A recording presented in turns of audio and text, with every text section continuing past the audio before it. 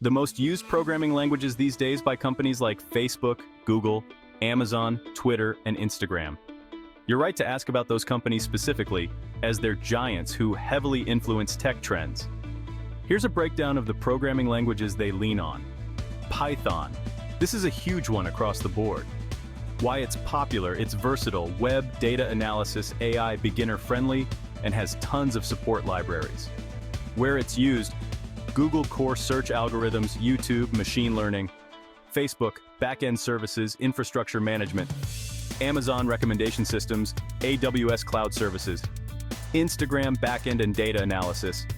Java, still a powerhouse, especially where performance matters. Why it's popular: robust, scalable, good for large applications. Where it's used: Amazon, extensive use in their e-commerce platform.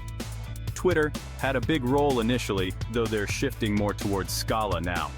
C++ for the nitty-gritty performance-critical stuff. Why it's popular: very fast, gives fine-grained control over hardware. Where it's used: Facebook, parts of their infrastructure that need maximum efficiency. Google, low-level systems, performance-intensive applications. JavaScript, essential for front-end web development, what you see in your browser. Why it's popular: makes websites interactive and dynamic. Where it's used: all of them. Every company with a web presence relies heavily on JavaScript. PHP, still relevant, especially for older web platforms.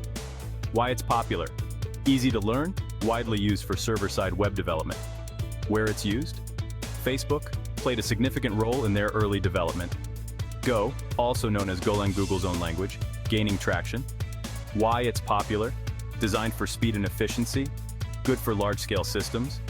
Where it's used: Google, various internal systems and infrastructure. Scala, a more modern take on Java, often used for big data. Why it's popular: combines object-oriented and functional programming, good for concurrency.